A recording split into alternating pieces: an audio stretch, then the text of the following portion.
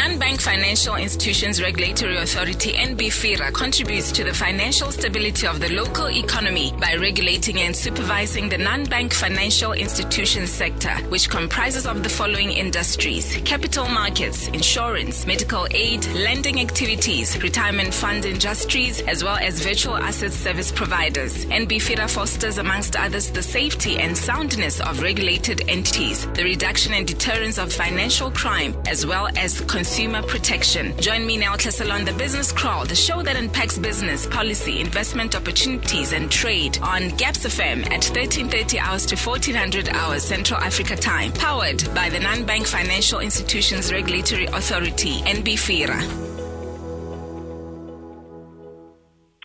Right, welcome to the show that unpacks business, policy, investment opportunities, and trade. This show is powered by NBFIRA. We're quite excited today, myself and Dollar Mac, on this very episode. Oh, yes. And you'll take note that NBFIRA is undertaking a public education initiative, the regulation and supervision of lending activities in Botswana. That is what we will be unpacking today. So we will be also touching on the main types of business areas regulated within the lending activities industry. We will explain what a microlender is and what it is not, the importance of understanding the terms and conditions before signing a loan agreement, as well as the consumer's right to receive a loan statement. It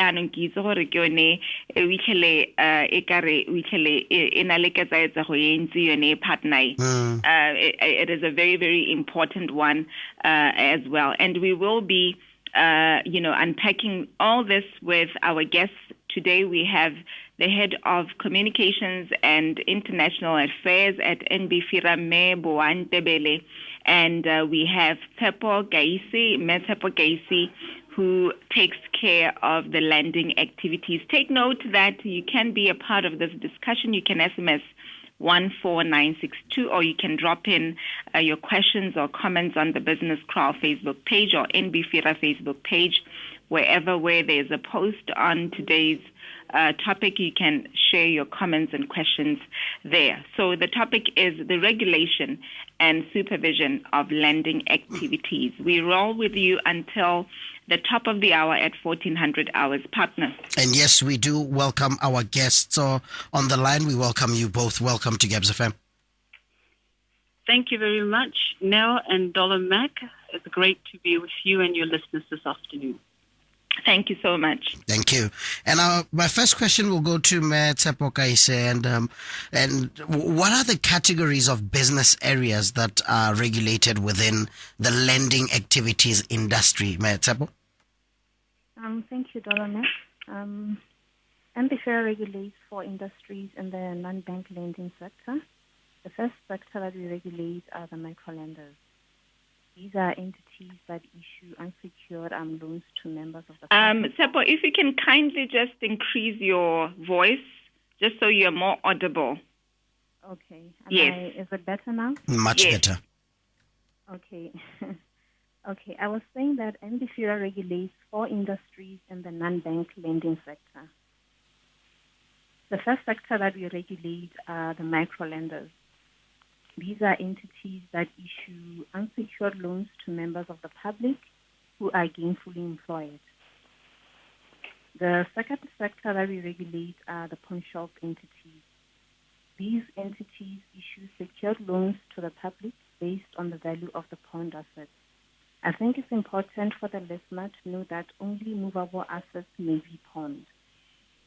An example would be household appliances, motor vehicles, electronic devices such as TVs and smartphones. Mm-hmm. Yes. Therefore, this means that it is prohibited to pawn immovable assets such as residential property. Right. Thank you so much, Tepo. Take note that if you just tuned in, we are on the Business Kraal powered by NBFIRA, the regulation and supervision of lending activities in Botswana. This is what we're unpacking with our guests today. Me Ndebele, how would you define a micro lender so that as we really unpack other issues, we we get to really understand how do we really define a microlender. Great. Thanks, Nell.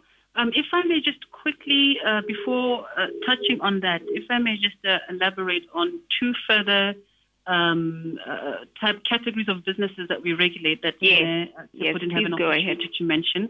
It's finance companies, and these are body corporates that provide loans or advances, and these are not banks or deposit-taking institutions. Mm-hmm. And then the last one is leasing companies, and they purchase assets, for example, equipment or machinery for a client, and then the client pays for the asset over a period of time. So in short, these are the four categories of businesses that are regulated under the lending activities sector. Right. And then just moving on to your question quickly about how do we define a microlender. So microlender really is an entity that advances loans to people, to individuals. Once again, they do not include entities licensed under the Banking Act or the Building Societies Act. So you cannot be licensed and regulated by Bank of Botswana, for example, because they regulate under the Banking Act and then operate a microlending business. Mm-hmm. Yes. Thank you so much. So what are some things that a prospective client should be mindful of, Mentebele, before signing a loan agreement, and why? Sure. So if we start from the beginning, a loan agreement really is a contract that details an agreement between a lender and the borrower. Therefore, it's crucially important that the borrower understands the terms of the agreement they're getting into before they sign it.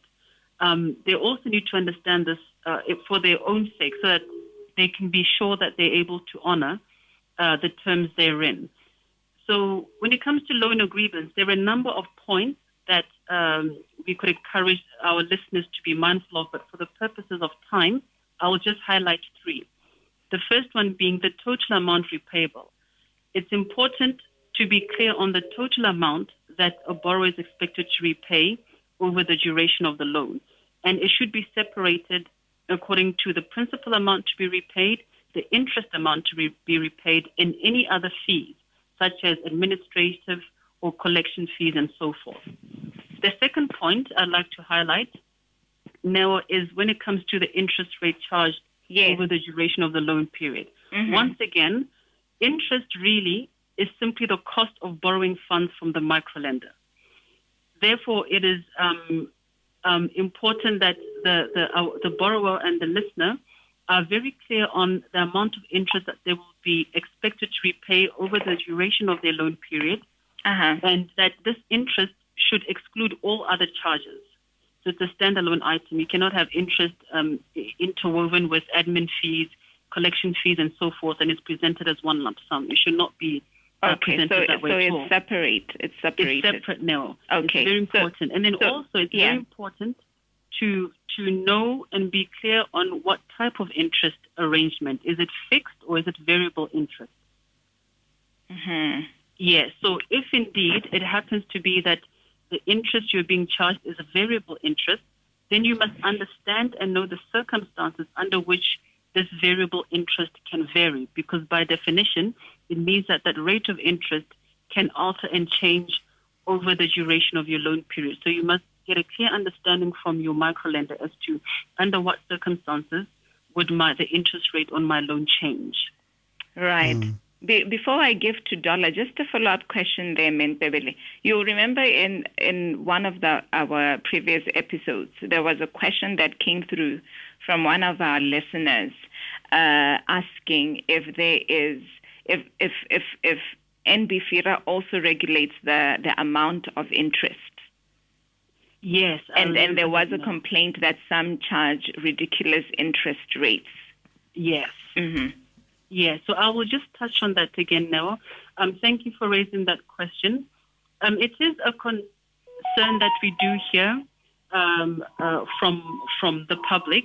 NBFIRA does not regulate the interest rate charged by microlenders. Rather, let me say, NBFIRA does not dictate or put a cap or a limit on the interest rate charged. And this is because our approach to this is to let market forces determine the interest rate. As you're aware, there are issues of demand and supply, so we do not want to be seen to be curtailing or interfering with the market dynamics of demand and supply. What we do is we advise the public to shop around. Right. Okay? So shop around, inquire with a number of micro lenders, make sure you really do ask questions and that you are satisfied with the answers you get before you commit to any loan with any particular service provider. Right. Thank you so much, partner. Makes more sense. All right. Let's talk to Tepo. Tepo, what is a loan statement and what are some of the important information it contains? All right, thank you, Dolomac. Thanks. A loan statement is a document which details the borrower's loan amount, what has been paid at a particular time, and the outstanding balance at the reporting date. It outlines the payments which were made by the borrower on a periodic basis and how much they still owe the entity. A borrower who has a term loan of over 12 months should be given a loan statement every 6 months by the microlender. This is also in accordance with Regulation 16 of the Microlending Regulations of 2012. Are micro lenders allowed to ask or clients to disclose their PIN numbers or their bank cards, or maybe take their bank cards or identity documents? Thank you, Dolomac. Lenders are not allowed, therefore prohibited, to require the disclosure of borrowers' confidential PIN numbers used for a bank card, or take the possession of the borrower's bank card, national identity card, or MANG, or any other official document for any reason. This is also a contravention of the microlending regulation 14 rather. However, lenders are at liberty to make copies of the front of clients' bank cards to confirm the bank card numbers and the validity period. However, they are not to make copies of the back, as it shows the CVC number, which may expose clients to the risk of bank card fraud or identity theft. Wow. Okay. Wow. We are on the Business Crawl 13:45. That is your studio time. It's me and Dolomac, the Business Crawl powered by NBFIRA, right up to the top of the hour. There are already 2 questions that have popped up. Take note that we will allow our guests to actually respond to these questions in the next episode. The regulation and supervision of lending activities is what we're unpacking. 14962 is your SMS line, plus 267-3956962. That is your WhatsApp line, or NBFIRA digital platforms, as well as the Business Crawl. We continue as such. How can we lodge a complaint to NBFIRA, Mentebele? Thank you, Nell. I apologize for wanting to take you back just a little bit again. That's fine. That's fine. Please do. We still have a lot of time. Yes. I thought just to elaborate on, when we were talking earlier about what our listeners should be mindful of before signing a loan agreement. Yes. There's just one more important point that I wish to highlight, and that is the issue of penalty charges. Yes. Yes. So penalty charges are essentially fees paid by the borrower when they have either defaulted on their payments, or in some instances, they can be charged penalties if they settle their loan sooner than the agreed time frame as per their contract. Yes. So it's important for our listeners to always ask and be clear on under what circumstances could they then be penalized or receive a penalty. And also to be mindful that penalties charged should not exceed 5% of the outstanding principal amount per month. Okay. Would you mind to just give an example there? Okay. So, for example, if we have an outstanding principal amount, let's say of 2,000 pula on a loan that we've taken out. Right. Then if I, let's say, skip a payment, and then I or do something that warrants or justifies a microlender under the terms of the contract to penalize me, the amounts that they penalize me cannot exceed 5% of 2,000. So per month, yes. So we'll do that calculation. You must do that calculation and always ensure that it does not exceed 5% of the outstanding principal amount per month. And then another aspect of it, the same point on penalties, is that a maximum penalty fee may not exceed the outstanding principal amount. So the first part was about principal amount per month, but then the second part is that the maximum penalty fee you can receive cannot exceed the total outstanding principal amount. So these are conversations that we encourage the borrowers to have with their microlenders should they find themselves in situations where they are receiving a penalty for something. Right. So how do we lodge a complaint, Mebo? Sure. But before that, maybe, what are some of the complaints, if you may just highlight, I hope I'm not putting you in the spot on this one, some of the complaints that come to NBFIRA which are related to this? To penalties or just to microlenders in general? To microlenders, yes. To microlenders in general? Yes, a customer perhaps complaining about a particular microlender. Yes, I know that the one of interest rate charges, feeling that they're being overcharged, and then the customer is not clear on exactly why, like they're not clear on the structure of the interest rate they're being charged. Right. So again, it takes us back to the point of signing the contract, that the customer did not understand at that point in time what the implications were of the interest rate that they'd be charged. So that's one common one. Another one is... another one yes, would be... Tsapo will add on. Yes, go ahead, Tsapo. Another one would be altering the terms and conditions of the loan agreement without prior knowledge of the customer. Okay, that is the microlender altering. Yes. Okay. All right, okay. Mebwa, you may go ahead and share with us the steps to take when we lodge a complaint to NBFIRA. And maybe, because we still have a bit of time, you can just share some of the interventions that NBFIRA then partakes in such instances. Sure. All right, no. So I'll just preface my response here by saying that NBFIRA, as part of its mandate, has a responsibility to protect consumers. And so in light of this is done in a number of ways. One is in ensuring the fair treatment of customers by the entities we regulate. And the second main way is through preventing abusive business practices. So when it comes to escalating or lodging a complaint to NBFIRA, customers of entities that we regulate, in this case, let's say microlenders, yes, they must have to first of all ensure that they have exhausted the complaints channels within the specific service provider that they're aggrieved with. So microlender A will have a complaints process. You must go through that whole process.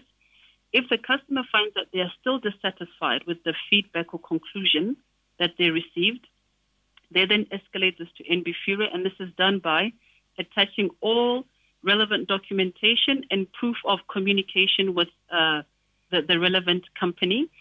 They consolidate all of that and submit it to us, either through our complaints portal, which is accessed on our website, or they can mail the documents to us at our postal address, Private Bag 00314, Gaborone. Right. Once we receive that mail, we then look at the contractual agreement that was entered into, and then we also look at it in context of the specific regulation, in this case, the regulations of 2012. Right. And then we advise either the client or the customer as to who is in the wrong based on what the law says. Sometimes you might find that a client may escalate a complaint to NBFIRA, but really the client has misunderstood their rights as according to the law, and they have violated their contractual agreement. You see, once you sign a contract, unless in with the exception of situations where you were clearly information was withheld from you by the microlender and other extenuating circumstances. But in general, once you have signed a contract, it is taken that you understood the terms of the contract. Right. That's why we emphasize that our listeners must make sure they understand before signing.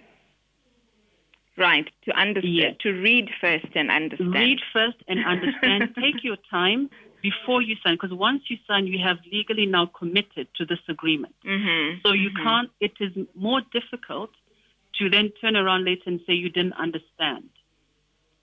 But however, where there is a clear contravention of the law, then that's a different situation. Then we make it clear Yes. that either the entity or the individual was in clear contravention of the law, and then we assess and advise accordingly.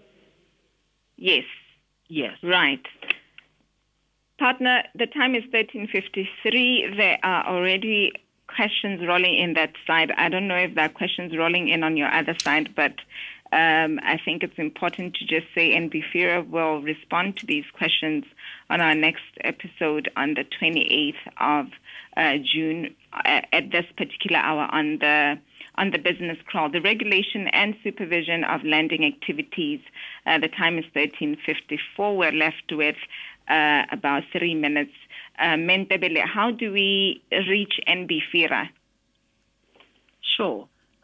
We can be contacted, called on 310-2595. I'll say that again, 310-2595.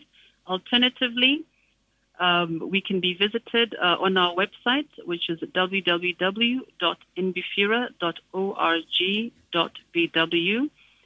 We can also be emailed on the email address info@nbfira.org.bw. And then lastly, we may be followed on our social media platforms. Right. I'm going to actually read out this comment. Kang ele tshwereng e ke botlhokwa thata ke kopa o ba botse gore a ba na melele ha tshela Botswana ga ba na me ba ga kae sentle sentle. Mentebele. Okay. Thank you now for the question. Tapo, yes. Our offices are located in CBD, but we are available through telephones and email for people who are outside town. Okay. No, that is very, very clear. Okay, the regulation and supervision of lending activities. It was such a very educative topic, partner. Yes. We should read. Like I would PIN number, I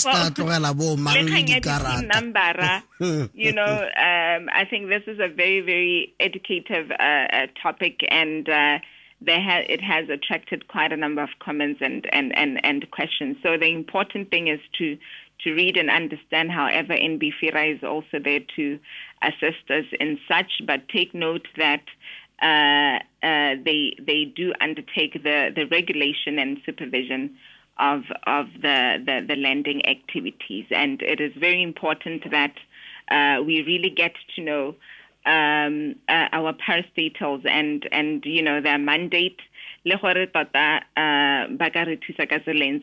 just to learn, and that is the purpose of this very educative initiative driven by NBFIRA. Take note that if you just tuned in and you have missed much at this live session, take note that you do have an opportunity to get a copy of this particular discussion on the NBFIRA digital platforms, particularly the Facebook page. We will share on the Business Crawl, and please do send in your comments and questions, because we will be giving feedback on them on the 28th of June.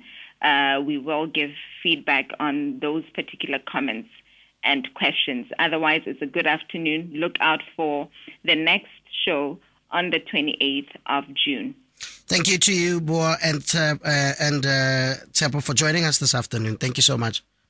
Thank you, Dr. Michael. Thank you, Noah. Thank you so much.